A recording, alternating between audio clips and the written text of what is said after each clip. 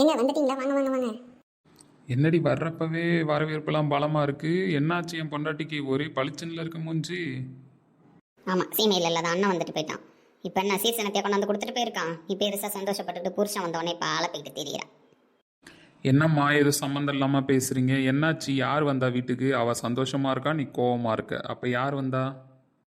அத்தை, இனிமேல் உங்கள் பேச்செல்லாம் பழிக்காது. யாரும் இல்லாதவ, யாரும் கேட்கறதுக்கு ஆள் இல்லை அப்படின்னு சொல்லிட்டு நீங்கள் பேசின பேச்சுக்கெல்லாம் ஒரு முடிவு கட்டுறதுக்கு தான் கடவுள் தானாக கூட்டாந்து என் உறவெல்லாம் என்கிட்ட விட்டுருக்காரு. அதை ஃபஸ்ட்டு ஞாபகம் வச்சுக்கோங்க. என்ன அஞ்சுமா நீயும் இப்படியே பேசிட்டு இருக்க? முதல்ல யார் வந்தாங்கன்னு சொல்லுங்க. ஏங்க, என் அண்ணன் வந்தாருங்க வீட்டுக்கு.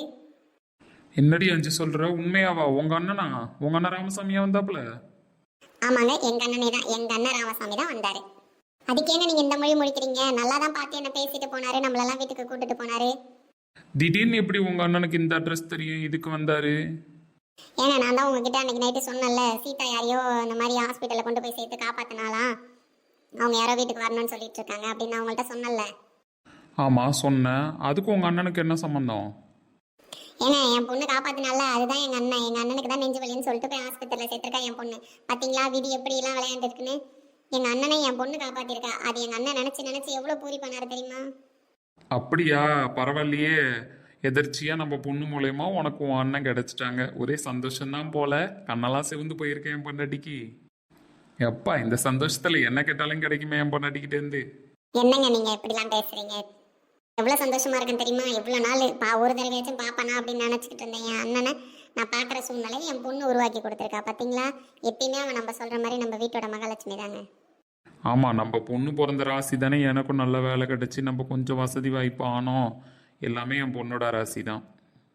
ஆமாம், பெரிய புதுசாக கல்யாணம் ஆனவங்க இப்போ தான் மச்சான் வரான் அண்ணன் வரான்னு சொல்லிட்டு வரவாடிட்டு நிற்கிறேன். லே, என்னம்மா எதுக்கு இப்ப நீ கத்துற? என்னடா உன் பொண்டாட்டி சொந்த பந்தெல்லாம் கிடச்சிட்டாங்கன்னொடனே அம்மாவை என்னவான்னு கேட்குறேன். அப்படி இல்லைம்மா, அவளே ரொம்ப நாளா தேடிக்கிட்டு இருந்தா. 1 வருஷம் 2 வருஷமா அம்மா தேடிட்டு இருக்கா. பல வருஷமா தேடிட்டு இருந்தா. அப்படிப்பட்ட அண்ணன் அவ பார்த்தேன்னு சொல்லும்போது நான் சந்தோஷம் தானம்மா படணும். உன் மச்சான் சும்மா தான் வந்துட்டு போனா. உனக்கு ஒன்றும் கல்யாணத்தப்ப கொடுக்க வேண்டிய சீர்சனத்தை கொண்டாந்து கொடுத்துட்டு போல. அதை ஃபஸ்ட் ஞாபகம் வச்சுக்கிட்டு பேசு. அத்தை, எங்கள் அண்ணனே எனக்கு பெரிய சொத்து தான். அவர் ஒன்றும் எனக்கு வந்து சீர் வைக்கணுன்ற அவசியம்லாம் கிடையாது. ஃபஸ்ட்டு நீங்கள் இந்த மாதிரி பேசுறதை நிறுத்துங்க. எப்படி தான் உங்களால் மட்டும் முடியுதோ கஷ்டப்படுத்துறதுக்கலாம். இடஞ்சல வயசானவங்கெல்லாம் அதான் அப்படி பேசுகிறாங்க. நீ ஒரே சந்தோஷமாக இருக்க போல. வேற எதையும் காதில் வாங்கிக்காத. போ போ போய் நீ உன் வேலையை பாரு. ஏங்க, எங்கள் அண்ணனுக்கு ஒரு பையன் இருக்காங்க. நல்லா நெடுன்னு வளர்ந்துட்டாங்க. அவனுக்கும் கல்யாணம் வைக்க போகிறாங்களாம்.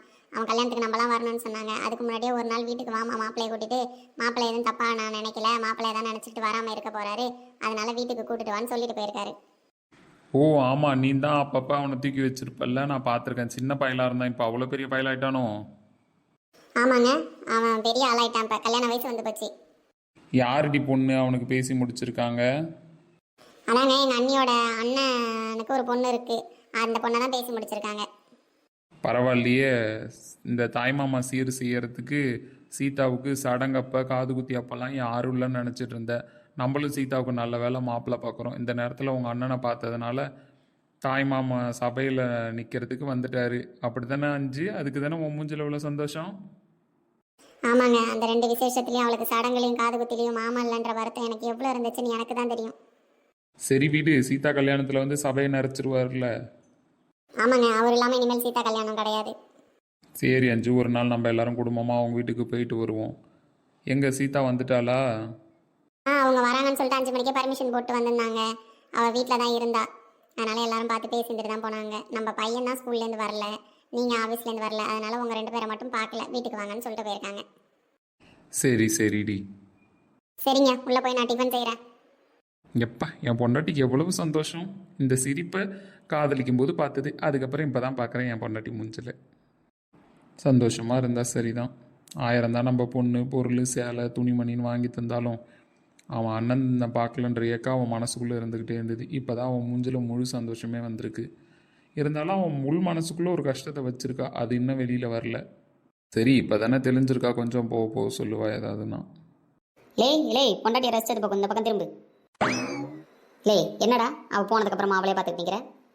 அப்படிலாம் இல்லைம்மா, என் பொண்டாட்டி எவ்வளோ சந்தோஷமாக இருக்கா பாத்தியா? லே, நீ எப்போவே சொல்லியிருக்க உன் பொண்டாட்டி விட்டு சனங்க நல்லா சொத்து மதிப்போடு இருக்காங்க, அதை விட்டுட்டு தேவையில்லாமல் இவ தான் வந்துட்டான்னு சொல்லிட்டுலாம் என்கிட்ட பேசிகிட்டே இருந்திருக்க. இப்போ அவளோட அண்ணனுக்கு ஒரு பையன் இருக்கான் கல்யாண வயசில். அவளுக்கு நம்ம சீதாவை கட்டி வச்சாலாச்சு ஏதோ இவ மூலயமா வராத சொத்து இவளாச்சும் போய் அனுபவிக்கிட்டுன்னு விடலாம்.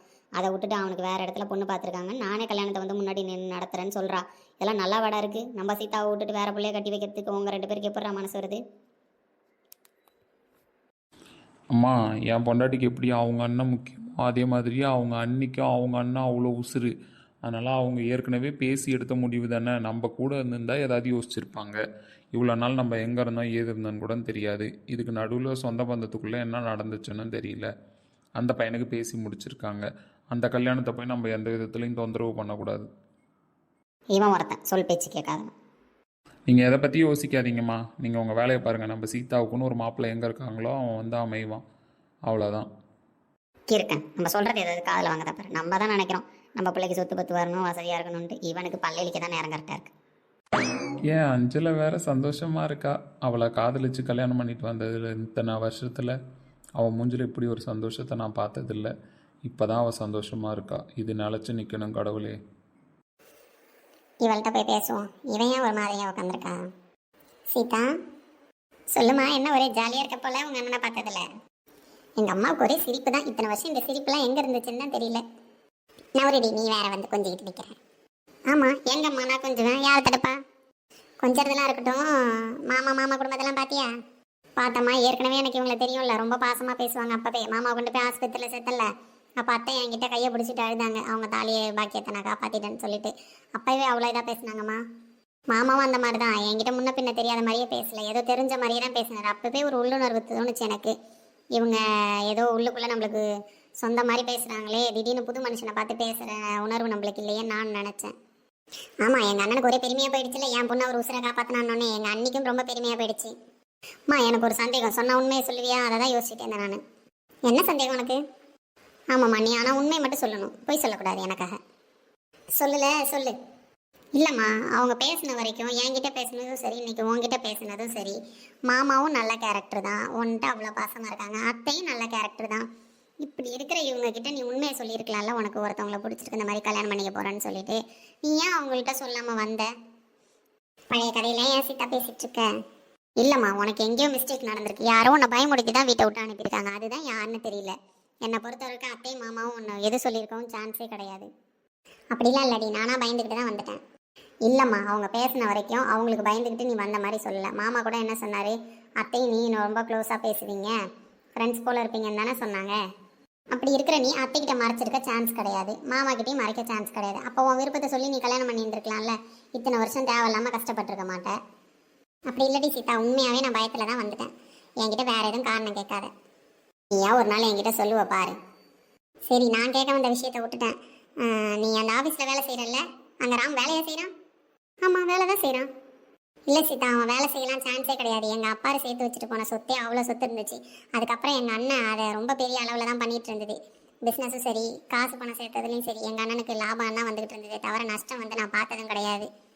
சரி, அதுக்கும் ராம் அங்கே வேலை சேர்த்துக்கு என்ன சம்மந்தம்னு சொல்ல வரேன்? இல்லை சீதா, அதனால தான் நான் சொல்கிறேன். அப்படிப்பட்ட ஒரு பையன், அவ்வளோ பணக்காரங்க வீட்டில் இருக்கிற பையன் உன் கூட வேலை பார்க்க சான்ஸே கிடையாது. அதுவும் உன் கூட வேலை செய்கிறான்னு சொல்கிறேன், சின்ன போஸ்டிங்கில் தான் இருக்கான்னு சொல்கிறேன். அதுக்கு வாய்ப்பு கிடையாது. அதுதான் என்னோட டவுட்டு. ஆனால் நடந்த இஷ்யூவில் அவன் என்ன பண்ணுறான், என்ன வேலை பார்க்குறான்றதை கேட்கல. அடுத்த வாட்டி பார்க்கும்போது தான் கேட்கணும். அம்மா, அவன் ஏன் கூட தான் வேலை பார்க்குறான், நீ ஏதாவது உளறிக்கிட்டு நிற்காத. அவன் ஏன் கூட வேலை பார்க்குற சாதாரண எம்ப்ளாயி தான். அப்படியே சொல்கிற, ஏன் அங்கே வேலை பார்க்குறான்னு தெரியலையே, ஒரு வேலை இப்போ சொத்துக்கிட்டலாம் எப்படி இருக்குன்னு தெரியல. அதை பற்றி கேட்டாலும் தப்பாயிடும். அவங்களா சொன்னாங்கன்னா, நான் வேலை பார்க்குறேன் என்னன்னு சொன்னாங்கன்னா தெரியும். அதை வேணா அடுத்த வாட்டி கேட்டு போயிடும். ஆனால் என் கூட ராம் வேலை பார்க்குறான், அது எனக்கு இது நல்லாவே தெரியும். சரி சீதா, அப்புறம் உன்னை கேட்ப, நீ தப்பாக எடுத்துக்கக்கூடாது. கேளுமா, ஒரு நாள் நானும் சிட்டு இருக்கால, அவளும் பஸ் ஸ்டாப்பில் உன்னை பார்த்தோம். இந்த பையன் உன்கிட்ட வந்து ஏதோ பேசிகிட்டு இருந்தான். அதாவது என் அண்ணம்மாவா இருக்கான்ல ராம் என்கிட்ட பேசுனதை நீ பார்த்தியா? ஆமாம் சீதா, அதுக்கே நீ ஷாக் ஆகிற? நான் சொல்கிறத பொறுமையாக கேட்டுட்டு எனக்கு தெளிவாக பதில் சொல்லுமா. அவன் எப்படி உங்ககிட்ட பேசினா? அன்னைக்கு நானும் சிட்டுவும் போய் கேட்டான் அவன்கிட்ட, யார் தம்பி நீனே இந்த பொண்ணுகிட்ட பேசுகிற, இது எங்கள் ஏரியா பொண்ணாச்சேன்னு சும்மா சிட்டு போட்டு வாங்கினான். அதுக்கு அவன் என்ன சொன்னான்? நான் லவ் பண்ணுற பொண்ணு, அது ரொம்ப நாளாக அந்த பொண்ணை நான் லவ் பண்ணிகிட்டு இருக்கேன், ஆனால் அந்த பொண்ணு தான் திரும்பி என்னை லவ் பண்ண மாட்டுது, செருப்பால் அடிக்காத குறையாக பேசிட்டு போகுதுன்னு சொன்னான். நல்ல வேலை நான் எதுவும் சொல்லலை. என்ன சீதா மனசுக்குள்ளே பேசிக்கிற? எது வந்தாலும் அம்மா கிட்ட சொல்லு. நீ தப்பாக எடுத்துக்காத. அவன் இந்த ஆஃபீஸில் சேர்ந்ததுலேருந்தே நான் லவ் பண்ணுறேன்னு சொல்லிக்கிட்டே தான் இருப்பான். ஆனால் நான் தான் அவங்ககிட்ட எதுவும் பிடி கொடுத்து பேசுறது கிடையாது. நீயே உன் அண்ணனை பகைச்சிக்கிட்டு கல்யாணம் பண்ணிட்டு வந்து கஷ்டப்படுற. அப்பப்போ அப்பாவும் பாட்டியும் உங்ககிட்ட எப்படிலாம் சொல்லி காட்டுறாங்கன்றதை நான் பார்த்துக்கிட்டு தான் இருக்கேன், யாரும் இல்லாதவனு. அப்படி இருக்கும்போது நானும் அதே தப்பை பண்ணிட்டேன் அப்படின்னா உனக்கு தானம்மா கெட்ட பேர். உன்னை எந்த ஒரு சூழ்நிலையில் நான் தலைகுனியை விடக்கூடாதுன்றதுக்காக தான் நான் அந்த மாதிரி லவ் அந்த மாதிரி விஷயத்துக்குலாம் எதுவும் ஈடுபடுறது கிடையாது. ராம் என்கிட்ட எத்தனையோ தடவை சொல்லியும் நான் அதை கண்டுக்கிட்டது கிடையாதுமா. என்ன சொல்ல போனால் அத்தை நீதி சொன்னாங்கல்ல, அவங்க அண்ணன் பொண்ணுக்கு முடிக்கிறதா இருக்கும் ராமுக்கு கல்யாணம் அப்படின்னு சொல்லிட்டு, அந்த பொண்ணு கூட எங்கள் ஆஃபீஸில் தான் ஒர்க் பண்ணுறா. மாமா மாமான்னு ராம தான் சுற்றி வருவான். ஆனால் என்னன்னு தெரியல, கொஞ்ச நாளாக அவர் பின்னாடி அவள் சுற்றுறது கிடையாது. அவன் மட்டும் அவள் வேலையை பார்த்துட்ருக்கா. அந்த பிள்ளை அங்கே தான் வேலை பார்க்குதா? ஆமாம்மா, அந்த பொண்ணு அங்கே தான் வேலை பார்க்குது. எனக்கு அந்த உண்மை தெரியும். இந்த பையனை தான் இந்த பொண்ணு கல்யாணம் பண்ணிக்க போகுது, சொந்தக்கார பொண்ணுன்ட்டு. அதுதான் சீதா நானும் சொல்கிறேன், இது வரைக்கும் நீ எந்த ஆசையும் வளர்த்துக்கல, இதுக்கப்புறமும் வளர்த்துக்காத. ஏன்னா எங்கள் அண்ணியோட அண்ணன் குடும்பம் வந்து பெரிய குடும்பம். அவங்க வந்து அவங்க பொண்ணு பிறந்தா அப்போவே ராமுக்கு கல்யாணம் பண்ணி வைக்கணுன்ற ஒரு எண்ணத்தில் தான் இருந்தாங்க. அதுக்கு தகுந்த மாதிரி அவங்களுக்கு ஒரு பொண்ணு குழந்தை பிறந்திருக்கு. அதனால் ராமுக்கு கண்டிப்பாக கல்யாணம் பண்ணி வைக்கணுன்றதை அவங்க மைண்டில் ஃபிக்ஸ் பண்ணியிருப்பாங்க. இவ்வளோ நாள் நம்ம அவங்க கூட கான்டாக்டில் இல்லை, நடுவில் என்ன நடந்துச்சு ஏது நடந்ததுலாம் நம்மளுக்கு தெரியாது. அதனால் நம்ம மனசில் எதுவும் ஆசை வளர்த்துக்காமல் இருக்கிறது நல்லது. அம்மா சொல்கிறது உனக்கு புரியும்னு நினைக்கிறேன். நான் உன் பொண்ணுமா, எந்த ஒரு சூழ்நிலையிலையும் உன்னை அசிங்கப்படுத்துகிற மாதிரி எப்பயுமே நான் முடிவெடுக்க மாட்டேன். இது வரைக்கும் எடுக்கல, இதுக்கப்புறமும் நான் எடுக்க மாட்டேன். நீ என் மேலே நம்பிக்கையாக இருக்கலாம். நான் உன்னை பெற்றதுலேருந்து சரி, உனக்கு விவரம் தெரிஞ்ச நாள்லேருந்து சரி, என் கஷ்ட நஷ்டம் எல்லாத்தையும் சொல்லி தான் உன்னை வளர்த்துருக்கேன். அதனால் எப்பயுமே நான் உங்ககிட்ட வந்து எல்லாத்தையுமே வெளிப்படையாக கேட்டுருவேன். அதே மாதிரி தான் இந்த விஷயத்தையும் நான் கேட்டேன். இதில் நீ உறுதியாக தானே இருக்க? வேறு எதுவும் மனசில் ஆசைக்கு சொல்லியே? என் மனசில் எந்த ஆசையும் இல்லைம்மா. எப்பயுமே உன்னை அசிங்கப்படுத்துகிற மாதிரி நான் எதுவுமே செய்ய மாட்டேன். என் பொண்ணு எனக்காக எதையும் செய்வான்றது எனக்கு தெரியும். என் சொத்தே நீ தானே சாமி. எனக்கு எங்கள் அண்ணன் தான் உசுறு. அப்படிப்பட்ட அண்ணனே காப்பாற்றிருக்கேன். இது வரைக்கும் என் மான மரியாதையை காப்பாற்றிட்டு இருக்கேன். இந்த குடும்பத்தில் கொலை விளக்கே நீ தான்.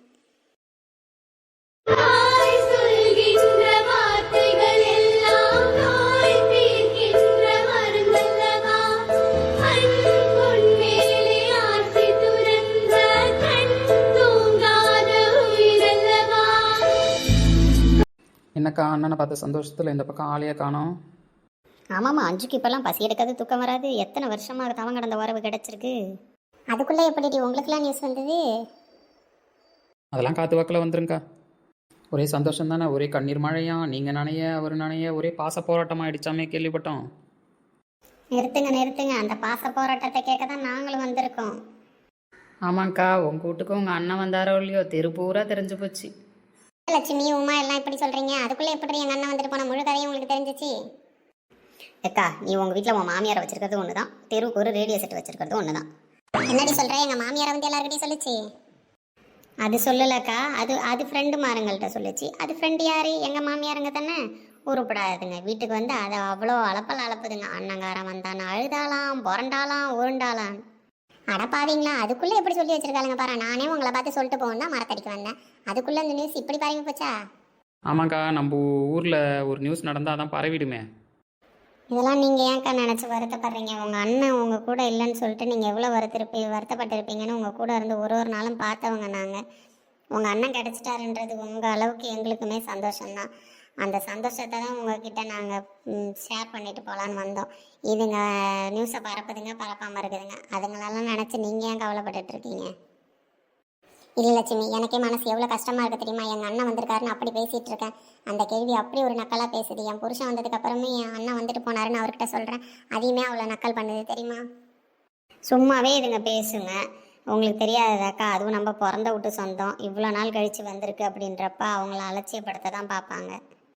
ஐயோ அஞ்சு அக்கா, இதெல்லாம் காதில் வாங்கிக்காதீங்க. இதுங்க பேசுகிறதெல்லாம் என்ன புதுசா? இம்மா நாள் உங்களுக்கு யாரும் இல்லைன்னு சொல்லிட்டு அந்த கேள்வியை இலக்காரமாக பேசிட்டு கிடந்துச்சு. இப்போ உங்களுக்கு சொந்த பந்தம் வந்துச்சுன்னொன்னே அதை அதனால் ஜீர்ணிச்சிக்க முடியல. அதனால தான் 4 பேர்கிட்ட சொல்லி புலம்பிட்டு கிடக்கு.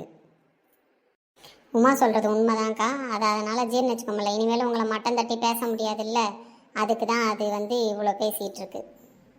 இப்போ கேட்குது, உன் அண்ணன் தானே வந்தான், உனக்கு என்ன சீர்சனத்தையை கொண்டு வந்தான் அப்படின்னு என்னை பார்த்து கேட்குது. எனக்கு சீர்சனத்தை செய்கிற வயசாக எனக்கு இப்போ நான் என் பொண்ணை கட்டி கொடுக்குற வயசில் இருக்கேன். இப்போ வந்த சீர்சனத்தை எங்கள் அண்ணன் எனக்கு செஞ்சுட்டு இருப்பாரு. அதை நான் எதிர்பார்த்துட்டு இருக்க முடியும்? எதையாவது சொல்லி அதுக்கு என்ன திட்டணும், அதுக்கு திட்டிகிட்டு இருக்கு. விடுங்கக்கா, இதுங்க எந்த விதத்தில் எதை பிடுங்களான்னு தான் நினச்சிட்டு உட்காந்துருக்குங்க நம்ம அம்மா வீட்டிலேருந்து. நீங்கள் அதெல்லாம் நினச்சி வருத்தப்படாதீங்க. உங்கள்கிட்ட எவ்வளோ ஆசையாக சொல்லலான்னு வந்தேன் தெரியுமா? இது இந்த மாதிரிலாம் சொல்லி வச்சிருக்குன்றதை நினைக்கும் போது மனசு கஷ்டமாக இருக்குது. அந்த வீட்டிலேருந்து நானே எங்கள் அண்ணனை விட்டு வர முடியாமல் எவ்வளோ மனசு கஷ்டப்பட்டு வெளியில் வந்தேன்னு எனக்கு தான் தெரியும். யாராவது ஒரு சொல்லிட்டா என் மனசு தாங்காது. எங்கள் அண்ணனாவது நல்லா இருக்கணும்னு தான் நான் அவருக்கு எல்லாத்தையும் விட்டு கொடுத்துட்டு வந்தேன். எனக்கு என்ன சொத்து பத்து இல்லாமலாம் கிடந்துச்சு. ஐயோ அஞ்சு அக்கா, இதெல்லாம் நினச்சி நீங்கள் வருத்தப்படாதீங்க. நாங்கள் வேற பேசி உங்கள் மனசை கஷ்டப்படுத்திட்டோம். அதெல்லாம் இல்லைம்மா, நீங்கள் சொல்ல போய் தானே எனக்கு எல்லாம் தெரியுது. அதெல்லாம் ஒன்றும் கிடையாது. சரி, நான் வீட்டுக்கு போகிறேன். அப்புறமா வந்து உங்ககிட்ட நான் மீதி கதையை பேசுகிறேன். சரிக்கா, நீங்கள் வருத்தப்படாதீங்க, போங்க. அப்புறமா நான் வீட்டுக்கு வரேன். சரி லட்சுமி. ஏம்மா தேவையில்லாத உங்கள் மாமியாருங்க கதையை சொல்லி அவங்கள வருத்தப்படுத்த விட்டுட்டீங்க. அப்படிலாம் இல்லை இளிச்சவளே, நம்ம சொல்லணும்ல யார் மூலியமாக நியூஸ் தெரிஞ்சதுன்ட்டு நம்ம நார்மலாக சொன்னோம். அந்த அக்கா இதில் இப்படி ஒரு பாயிண்ட்டை யோசிப்பாங்கன்னு நான் நினச்ச பார்க்கல. ரொம்ப நேரம் எமோஷ்னலாகி ஸ்பீச்லாம் நடந்துட்டு இருந்தது. அப்போ வாயை திறக்காமல் இந்த சிட்டு என்ன இப்போ தான் வாயை திறக்கிறா. இவ்வளோ நேரம் வேறு உலகத்தில் இருந்திருப்பாளோ. சரிம்மா, அந்த அக்காவே வருத்தப்பட்டுட்டு போகிறாங்க. நம்ம உட்காந்து கதை பேசி என்ன பண்ண போகிறோம்? அவங்க அப்புறமா வருவாங்க. அப்போ வந்து நம்ம எல்லாம் சிரித்து பேசிகிட்டு இருக்கலாம். எங்கள் வீட்டில் வேற என் வீட்டுக்கார ஆஸ்பத்திரி கிளம்பிட்டு இருந்தார். போய் அவரை அனுப்பி விட்டு வரேன். என்ன லட்சுமி அக்கா, உங்களுக்கு தான் ஜாலி, ஹாஸ்பிட்டல் வருமானம் தான். நீ வேற இட்டு போன டாக்டர்னு ஒருத்தர் கூட வரமாட்டாங்க. என்னக்கா அப்படி சொல்லிட்டீங்க? நீங்களே இட்டு போன டாக்டர்னு சொன்னால் நாங்களாம் நம்பி அவர்கிட்ட போகிறதா போவேணாமா? ஆமாம்மா, அதுக்கு தான் என் பொண்ணையாச்சும் நல்லபடியாக படிக்க வைக்கணும்னு வெளியூரில் ஹாஸ்டலில் தங்கி படிக்க வைக்கிறோம். அவளாச்சும் நல்லா படித்து நல்ல பேரோட வரணும். இவரை மாதிரி டாக்டராக இல்லாமல் அவள் நல்ல விதத்தில் முன்னேறி வரணும். ஆமாக்கா, உங்கள் பொண்ணு இருக்கால, அவளை மறந்தே போயிட்டோம் பாருங்க. ஆமாம்மா, அவளும் கூடிய சீக்கிரம் படிப்பை முடிச்சுட்டு வந்துடுவா. 1 வருஷக்கிட்ட ஆகும். அதுக்கு முன்னாடி ஏதோ ட்ரைனிங் போகணுன்னு சொல்லிட்டு இருந்தா. அப்போ வந்துட்டு திருப்பி போவா. ஆமாம், எங்களுக்கெல்லாம் தான் சின்ன பசங்க. உங்களுக்கும் அஞ்சலாக்காவுக்கும் தான் கல்யாண வயசு பசங்க இருக்கிறாங்க. ஆமாம், என் பையன்லாம் எப்போ ஆளாகி ஐஏஎஸ் படிப்பானோ, டாக்டருக்கு படிப்பானோ. ரொம்ப ஆசை தான். உன் பையனை வந்துக்கிட்டு அவனை ஸ்கூலுக்கு அனுப்ப மாட்டேன், ஒன்று அனுப்ப மாட்டேன். பாதி நாள் மிஸ் அனுப்ப மாட்டாங்கன்னு என் பொண்ணுகிட்ட சொல்லி அனுப்புறாங்க. உங்கள் அம்மா ஃப்ரெண்டு தானே, அவனை ஒழுங்காக பள்ளிக்கூடம் அனுப்ப சொல்லணும். என் பையன் என்ன மாதிரிக்கா ஸ்கூல் போகாமலே மார்க் எடுப்பான், அதனால தான். இதெல்லாம் ஒரு குழப்புமா. சரி, இவளுங்கள்ட்ட பேசினா பேசிகிட்டே இருக்க வேண்டியதான். நான் வீட்டுக்கு போயிட்டு வரேன். இல்லைனா காலையில் எங்கள் மாமியார் ஒன்று கச்சேரி வச்சிரும். பையன் ஹாஸ்பிட்டல் கிளம்புற நேரத்தில், ஸ்கூலுக்கு கிளம்புற நேரத்தில் இவ உட்காந்து கதை பேச போயிட்டான்னு. சரிக்கா, நீங்கள் கிளம்புங்க. நான் என் பொண்ணை இப்போ தான் ஸ்கூலுக்கு அனுப்பி விட்டுட்டு தான் வரேன். சரி, வரேன், அப்புறம் பேசுவோம். இவ என்ன ரொம்ப நேரமாக ஒரு சிந்தனையில் இருக்கா? என்ன தான் அப்படி யோசிச்சுட்டு இருக்கா? ஏசிட்டு சும்மா தான். நம்மளுக்கு ஒரு அண்ணன் 25 வருஷத்துக்கு முன்னாடி தொலைஞ்சிருந்தா எப்படி இருந்திருக்குமா? கேவலமாக இருந்திருக்கும். நம்மளுக்குலாம் அண்ணங்காரன் தான் அவனை தேடிக்கிட்டு வர மாட்டான். இருக்கிறத அப்பயே பிடிங்கி எடுத்துகிட்டு ஓடி இருப்பான். Great insult. என்ன உன்ன மாதிரிலாம் ஒரு தங்கச்சி வச்சுக்கிட்டு எந்த நான் அது 25 வருஷம் கழிச்சு தேடிட்டு வரேன். நீ பண்ணுற அளப்பறிக்கு சின்ன பிள்ளையிலே ஓடி போயிடுவான். ஏமா ரொம்ப பேசாதீங்க. உங்களுக்குலாம் அண்ணன் தம்பி மாதிரி இருக்கானுவல்ல, அவனும் அண்ணன் உங்களுக்கு கோடியில் கொட்டிட்டு இருக்கானுவோ. குட்டில் தான் இருந்தாலும் வரப்போ வச்சிருக்கானும்ல. அதுவே சந்தோஷம்னு இருந்துக்க வேண்டியதான். பாவம், அஞ்சக்கா வேற அழுகுற மாதிரியே போயிட்டாங்க. அப்புறமா வீட்டுக்கு போய் அவங்க கிட்ட பேசணும். சரி போய் பேசுவோம். காலையில இந்த மாதிரி உட்காந்து ரிலாக்ஸாக காஃபி குடிச்சு ரொம்ப நாள் ஆச்சு. எங்கள் ரூமுள்ளே உட்காந்து குடிப்போம். என்னப்பா, நான் வந்து உட்காந்தது கூட தெரியாமல் ஏதோ யோசிச்சுட்டு காஃபி குடிச்சிட்டு இருக்கீங்க. பாப்பாராம், என்ன இன்னைக்கு காலையிலே கிளம்பி வந்திருக்கு? அதுக்குள்ளே கிளம்பிட்டு ஆஃபீஸ்க்கு?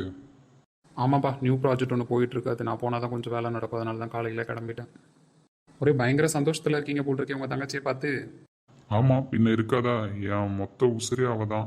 அவளை இவ்வளோ நாள் ஒரு தடவை வச்சு நம்ம பார்த்துட மாட்டோமா வாழ்க்கையில் நினச்சிக்கிட்டு இருந்தேன். இப்போ பார்த்து என் கூட இருப்பான்றது தெரிஞ்சதுக்கப்புறம் என் மனசில் எவ்வளோ சந்தோஷம் இருக்கும். ஆமாப்பா, உங்களுக்குமே கரெக்டான டைமில் அத்தை ஒரு மெடிசன் மாதிரி தான் வந்துட்டாங்க. நீங்கள் ரிலாக்ஸாக இருக்கணும்னு டாக்டர் சொன்னாங்க. யாரை பார்த்தா ரிலாக்ஸ் ஆவீங்களோ அவங்கள கடவுள் உங்கள் முன்னாடி அனுப்பி வச்சுட்டாரு. காட் இஸ் கிரேட்பா. ஆமாம் ராம், எப்பயுமே கடவுளுக்கு எப்போ எதை நம்மக்கிட்ட கொடுக்கணுன்றது நல்லாவே தெரியும். அந்த சூழ்நிலைக்கு ஏற்ற மாதிரி நம்ம புரிஞ்சுக்கிட்டு போயிட்டோன்னா வாழ்க்கையில் எல்லாமே நம்மளை தேடி வரும். அந்த நம்பிக்கையில் தான்ப்பா நானும் எப்பயுமே போயிட்டுருப்பேன். உங்களோட மோட்டிவேஷன் ஸ்பீச் காலையில் கேட்டாலே ஒரு எனர்ஜெட்டிக் தான். எல்லாம் சரியாயிடும் ராம். நீனும் ரொம்ப ஸ்ட்ரெஸ்ஸாக இருக்காத, ஒர்க்குன்னு ஓடிக்கிட்டே இருக்காத. காலையில் சாப்பிட்டியா? இல்லைப்பா, நான் போய் கேன்டீனில் சாப்பிட்டுக்கிறேன், ஒன்றும் பிரச்சனை கிடையாது. ஹோட்டல் சாப்பாடுலாம் சாப்பிடாதப்பா, உடம்புக்கு கெடுதல். சரிப்பா, நான் சாப்பிடல. அம்மா செஞ்சுட்டாங்கன்னா சாப்பிட்டு போகிறேன். இல்லைனா அவங்கள கஷ்டப்படுத்த வேணாம் தான் நான் சொல்லலை. நான் சீக்கிரமாக போகிறேன்னு சொன்னால் அவங்க எல்லாத்தையும் அவசரமாக செஞ்சுட்ருப்பாங்க. ஹலோ, யார் பேசுறது? அண்ணா, நான் தான் உன் தங்கச்சி பேசுகிறேன். அஞ்சு சொல்லுமா தங்கச்சி, காலையிலே உங்ககிட்ட இருந்து ஃபோன் வந்திருக்கு. என் நம்பர் இப்படி உனக்கு தெரியும்? இந்த சீதா கிட்ட வாங்கி தானே போட்டேன். என்ன விஷயமா காலையிலே ஃபோன் அடிச்சிருக்கா? காப்பிலாம் குடிச்சிட்டியா? அப்பா, பாசமலர் ஃபோன் காலையிலேவா? நம்பாலந்தான் இருக்காளே, நம்மளுக்கு ஏதாவது ஒரு ஃபோன் பண்ணி விசாரிக்கிறாளா பாரு. ஒன்றும் இல்லைண்ணா, ராம் நம்பர் என்கிட்ட இல்லை. அவகிட்ட கேட்டேன், ராம் நம்பர் இருந்துச்சு. நாள் நீ மாமா கிட்ட பேசுமான்னு சொல்லிட்டு ஃபோன் போட்டு கொடுத்தா. அப்பா ஸ்பீக்கரில் போடுங்க. ஸ்பீக்கரில் போட்டு அப்படியே வைக்கிறேன், நீ கேளு. அதான் முக்கியமான விஷயம் சொல்ல தான் நான் ஃபோன் பண்ணேன். எனக்கு அண்ணி நம்பர் கொடுங்க. அப்புறமா அவங்க நம்பர் அவகிட்ட இல்லைன்னு சொன்னான். நான் இந்த மாதிரி ராமுக்கு காலைல சாப்பாடு செஞ்சேன். நீ வந்துட்டு போன சந்தோஷத்தில் காலைல நல்லா தடபுடலாம் சாப்பாடு செஞ்சுட்டேன். சீதாவுக்கு ஆஃபீஸ்க்கு கொடுத்து அனுப்பலான்னு பார்த்தா அங்கே தானே நம்ம ராமு இருக்கிறான். அதனால் ராமுக்கும் நான் சாப்பாடு அவகிட்ட கொடுத்து அனுப்புகிறேன். அண்ணி எதுவும் செஞ்சு அவனுக்கு கொடுத்து அனுப்பானான்னு சொல்லுங்கள். நான் அவனுக்கு சாப்பாடு கொடுத்து அனுப்பி விட்றேன். சீதா கிட்ட வாங்கிக்க சொல்லுங்கள் அவனை. பாடுறா, அத்தை நம்மளுக்கு சாப்பாடு கொடுத்து அனுப்புகிறாங்க. என்ன அத்தை, உங்கள் அண்ணன் கூட சேர்ந்து எனக்கும் கவனிப்பு தான் போல. என்னடா ராம் பக்கத்துல தான் இருக்கியா? ஆமாண்டா. சாப்பாடு காலைல கொஞ்சம் நல்லா செஞ்சுட்டேன். அதனால சீதா அங்கே தானே வேலை பார்க்குறா.